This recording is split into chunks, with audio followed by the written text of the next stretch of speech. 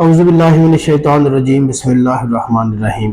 सबसे पहले आका अलैहिस्सलातु वस्सलाम की ज़ात अक़दस पर दुरूद व सलाम के नज़राने पेश करते हैं। सलातु वस्सलामु अलैका या सय्यदी या रसूलल्लाह व अला आलिका व अस्हाबिका या हबीबल्लाह। सलातु वस्सलामु अलैका या सय्यदी या नूरल्लाह व अला आलिका व अस्हाबिका या खातमुन नबिय्यीन।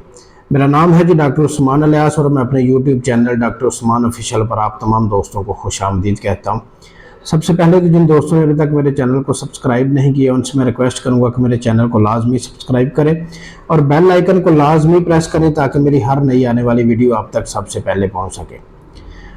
आज मैंने अपने लेक्चर में वेरिकोसील के मतलब आपको बताना है।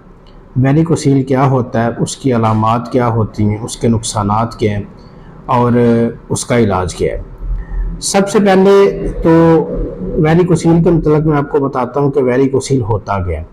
आपके जो टेस्टीज होते हैं, नफ्स के नीचे जो दो थैलियाँ होती हैं जिनको गोलियाँ भी बोलते हैं, उनके इर्द गिर्द जो नालियाँ होती हैं, जो वेन्स होती हैं, उनमें फलाव आ जाता है, वो फूल जाती हैं, वहाँ पे गुच्छे बन जाते हैं, उनमें सूजन हो जाती है, उसको वेरिकोसील कहते हैं। तो इसकी अलामात क्या होती हैं, कैसे आपको पता चलेगा कि आप वेरिकोसील के पेशेंट हैं। सबसे पहले तो आपको रिपोर्ट करवानी चाहिए स्क्रोटम अल्ट्रासाउंड की। उस रिपोर्ट से पता चलता है कि आपको वेरिकोसील का मसला है या नहीं है। वैसे इसकी कुछ अलामात भी होती हैं जिनसे पता चल जाता है कि आपको वेरिकोसील है या नहीं है। टेस्टीज की जो वेन्स होती हैं उनमें फलाव आ जाता है, वहाँ पे गुच्छे बन जाते हैं। अगर आपको उधर टेस्टीज की वेन्स में गुच्छे हैं तो आप वेरिकोसील के पेशेंट हैं। बाज़ औक़ात पेशेंट जो है वो दर्द महसूस करता है, उसको पेन होता है, टेस्टीज में खचाव सा महसूस होता है, सूजन हो जाती है, हल्का हल्का दर्द महसूस होता है। अगर इसमें से कोई भी मसला आपको है तो आपको अपना स्क्रोटम अल्ट्रासाउंड करवाना चाहिए। उससे आपको पता चलेगा कि आपको वेरिकोसील है या नहीं है। इसके नुकसानात क्या होते हैं? इसके नुकसानात ये होते हैं कि सबसे पहले तो ये आपके टेस्टीज के साइज़ में मसला बन जाता है वेरिकोसील की वजह से। जिस टेस्टीज में वेरिकोसील है ये ज़्यादा लेफ़्ट साइड में होता है। तो अगर लेफ़्ट साइड में आपको वेरिकोसील है तो लेफ़्ट साइड का जो आपका टेस्टीज है वो छोटा हो जाएगा, उसका साइज़ छोटा हो जाएगा। उसका मतलब ये होता है कि उसको ब्लड अच्छे तरीके से मिल नहीं रहा, जिसकी वजह से वो छोटा हो रहा है।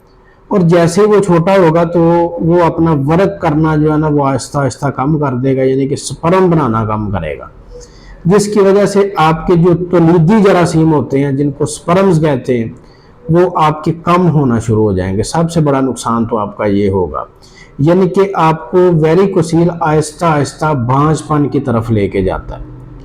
वेरिकोसील का सबसे बड़ा नुकसान तो ये है। और अगर आपको दर्द हो रहा है तो आप ना तो बैठ सकते हैं, ना लेट सकते हैं, ना अच्छे तरीके से चल सकते हैं। इसका ये भी नुकसान होता है। तो अगर आप वेरिकोसील के पेशेंट हैं, आपको वेरिकोसील का मसला है, आपने स्क्रोटम अल्ट्रासाउंड अपना करवाया है, उसमें आपको वेरिकोसील आ रहा है, लेफ़्ट साइड पे आ रहा है, राइट साइड पे आ रहा है, क्योंकि ये दोनों साइडों पे हो सकता है लेकिन ज़्यादा ये लेफ़्ट साइड पे होता है। अगर आपको ये मसला आ रहा है तो आपने उसकी सर्जरी नहीं करवानी, उसका ऑपरेशन नहीं करवाना, आपने मेरे साथ रब्ता करना है। अल्हम्दुलिल्लाह मेरे क्लिनिक से बहुत सारे पेशेंट वेरिकोसील के कवर हो चुके हैं। प्योर होम्योपैथिक मेडिसिन से मैं इसका ट्रीटमेंट करता हूँ। अल्हम्दुलिल्लाह गारंटी शुदा इलाज है। अल्लाह के फजल व करम से इंशाअल्लाह ताला आपका वेरिकोसील कवर होगा। आपने एक दफ़ा मेरे साथ रब्ता लाजमी करना है, इंशाअल्लाह ताला आपका फ़ायदा होगा। इसके साथ ही मुझे इजाज़त दीजिए। बहुत जल्द एक नए लेक्चर के साथ आपकी खिदमत में हाजिर होंगे। तब तक के लिए अल्लाह हाफिज़। अस्सलामु अलैकुम व रहमतुल्लाहि व बरकातुहू।